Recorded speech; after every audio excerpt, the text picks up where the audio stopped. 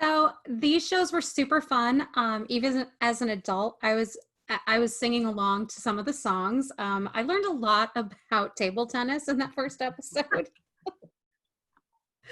um, do you guys have a favorite episode that you've worked on so far? Like each of you? Well, first of all, I love that you notice like there are true facts in table tennis. I myself was like, oh, look at that, flim flam. But yeah, for me, my favorite episode was the beach episode, because to me it really captures the themes of the show, and it kind of has a little bit of everything. It has, this thing where Doug is wondering, what a beach is, which is a thing which we all know what it is, and he's wondering what it is, and he plugs in and he gets some information about it. And then with Emma, his new best friend, she's like, you don't know what that is? And we have all this fun animation with her reacting to that.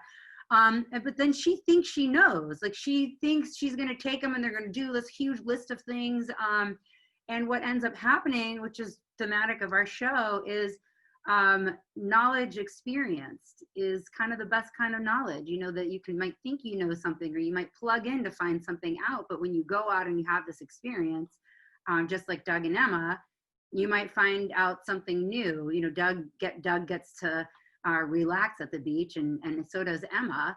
And then to top it all off, Doug gets to bring this idea back home to his family and Rebots, and show them something that he learned that they then get to experience too. Yeah, and I really like our vacation episode. Because I love them all, but it's just kind of fun to get out. Obviously, it's pretty easy to have fun in a robot space, but for me, it's fun to get to Emma's house and get to spend time with her family. And obviously, in that episode, they make a vacation. Their vacation is rained out, and they do all the things they would do on their vacation in the house. But I love that the dad has the thing he wants to do, and he's worried the kids aren't going to do it. And I think it was just a really fun episode for us to write, to realize, like, oh, the parents can be involved in the stakes and in the drama of these episodes, and we kind of lean on them a little bit to give us that little oomph to make it really feel special. So, and of course, then he gets that piece at the end, and he's hugging his children, and he's all happy, and that makes me happy. Sure. So, Aliki, I noticed that you're the voice of Princess Wolfingham in episode 1. Are there other episodes we might hear your voice talents in? Just more Princess Wolfingham. Wolfingham, our wonderful pet on our show. She makes a few appearances, so I definitely had a lot of fun bringing her to life. Aliki barks throughout the series, so it's. I just bark now. Actually, I kind of like cruising out, barking at my kids. I call up Jim. I'm like, row, row, row. And it's how we communicate now. Yeah. That was a lot of fun. I love getting to do voices, and I'm really excited that I got to do one for our show. And then I know we talked a little bit about your favorite episodes, but are there, every episode seems to have some kind of thing that, Doug learns about. And I know that, kind of takes a nod from the book, but are there favorite things that Doug and Emma learn about each in like this whole season? Like, obviously we learned about table tennis and we learned about the beach and whatnot, but do you each have a favorite thing that they've learned about? Or does that correspond specifically with the episodes?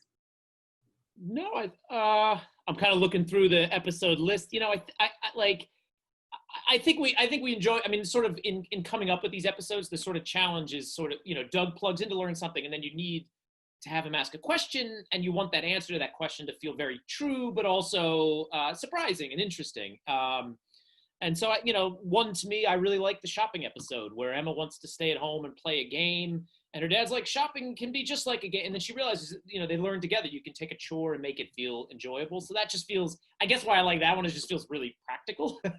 Like these everyday things, like our character, it's like, we talk about them having adventures. Like at the end of the day, they're going grocery shopping, but it's like these everyday things that kids do. Yeah. And our characters have this fun way, in that episode, of making grocery shopping a game. And to that point, like one that I really love is the Bots for Dinner episode. Like Doug and his family have never gone to a restaurant, and we have this opportunity to bring both families together.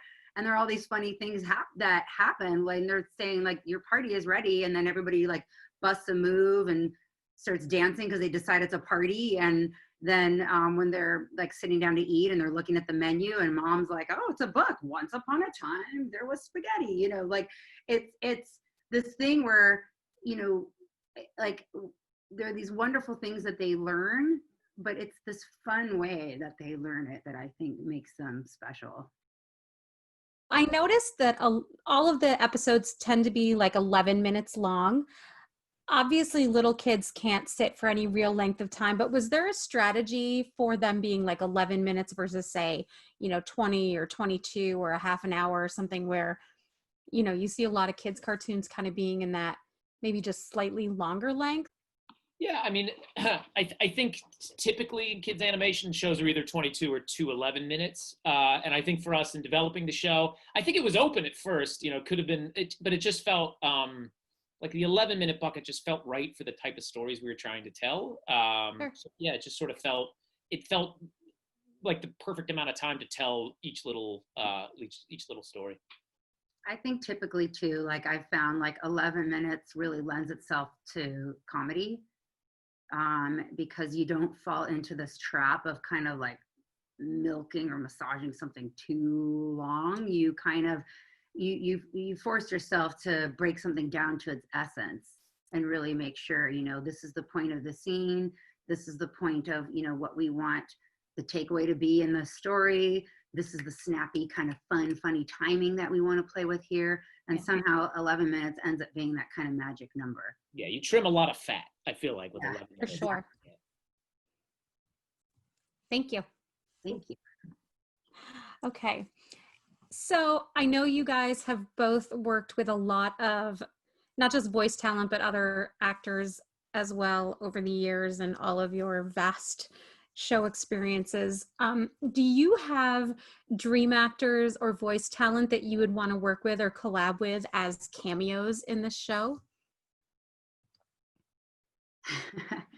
I think it's hard to talk about the future, so it's hard to kind of think about that. I can say like a personal massive nerd desire in the universe in my just career, Doug or otherwise, is I would love to work with David Tennant because I'm a huge Doctor Who fan.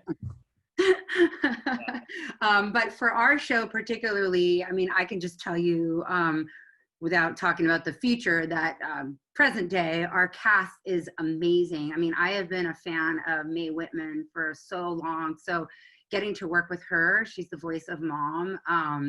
I just like geeked out getting to work with her. She just really brought the character to life, and she's just such a cool actor that I felt like it was an honor to have her on our show. Yeah, our cast from the kids to the adults were just such fun to record with. They were just it was just a funny group. My geek president is Nathan Lane. I've always wanted, like, I pitch Nathan Lane for everything. That's awesome. Those are both very good people to have as dream people. But yes, the cast is amazing. Thanks. Thank you.